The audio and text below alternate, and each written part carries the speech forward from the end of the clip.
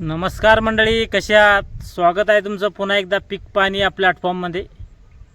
आणि आज आपण जाणून घेऊया सोयाबीनचे बाजारभाव. आज आहे दिनांक 7/7/2026 म्हणजे मंगळवार 7 जुलै 2026. आणि आजची सोयाबीनची आवक होती जालना बाजार समितीला.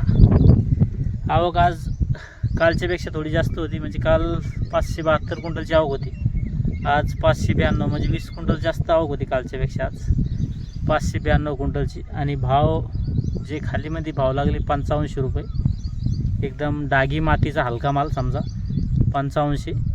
आणि वरमध्ये सुपर मालाला भाव लागले 68 रुपये, 6800. आणि जो रेग्युलर माल होता तो कालचेच भाव जवळपास 66, 66.5, 67पर्यंत समजा, 66 ते 67 रेग्युलर माल.